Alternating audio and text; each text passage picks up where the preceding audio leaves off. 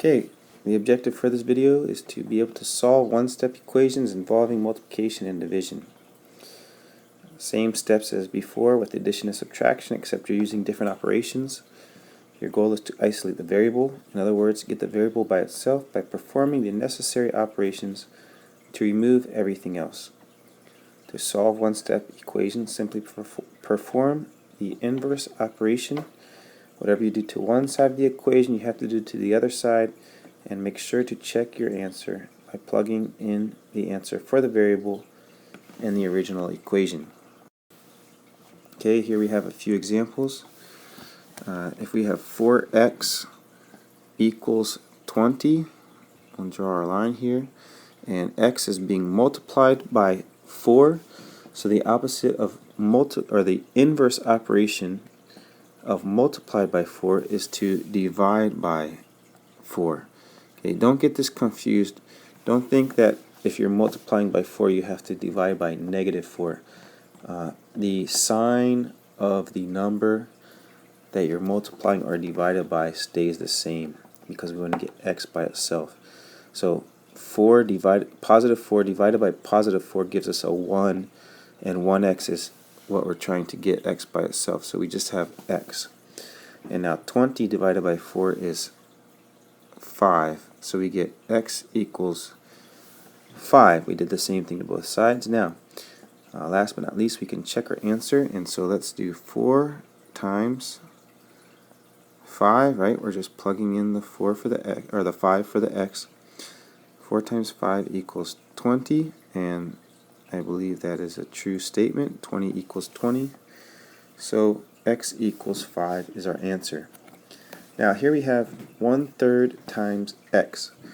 There's several ways to write this. Another way to write 1/3 times x is x divided by 3. You can do x divided by 3 using that little dot dot and the line for division, or a third way to write it is if we wrote x over 3 as a fraction.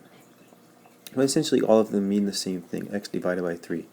So if we have x divided by 3, or 1/3 x, in order to get x by itself and to undo that multiply times 1/3, we will multiply both sides. We'll multiply both sides by 3, or 3 over 1. So we will multiply both sides by the same thing, and the 3's 1/3 times 3 is 1, so we have x by itself, and 8 times 3 is 24, so we have x equals 24. Now we can check to see if this is correct. 1/3 times 24 should equal 8 if we did it correctly. Well, 1/3 times 24 is 8, so we get 8 equals 8 is correct, so x does equal 24 for this problem. Let's do a few more. Now we have some negatives in here. It doesn't change anything. If x is being multiplied by -3, the inverse operation of multiplied by -3 is divide by -3. So we have -3 over -3 cancel. We have x equals, and then 18 divided by -3, a positive divided by a negative is a negative. So x equals -6. Now we can check to see if that's correct by plugging in -6 for x in the original equation. -3 times -6 should equal a positive 18. And that is correct. 18 equals 18. We did it correctly. Okay, last but not least, we have this. You could read this a number of different ways. -x divided by 7 is one way to look at it.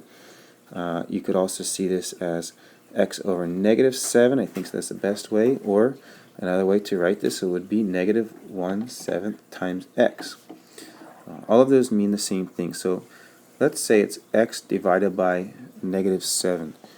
What we're going to do to undo that is multiply times -7, or if you want to write it as a fraction, -7 over 1. If we do that to the left side, we need to do that to the right side as well. So I didn't write it very clearly here for you, but negative 3 times negative 7 is a positive 21. And the negative 7 on top and the negative 7 on the bottom cancel to get x by itself. And so you have the answer of x equals 21. Now we can check to see if that is correct by plugging in 21 for the x, and we'll get negative 21 over 7 equals negative 3. And that is correct. Negative 3 equals negative 3. So x equals 21 was our answer. Okay, again, some of these you could probably do in your head, but when we get to two-step and multi-step equations, it is very helpful and to be comfortable and familiar with these steps to solve these. So hope you took good notes, and thank you for watching.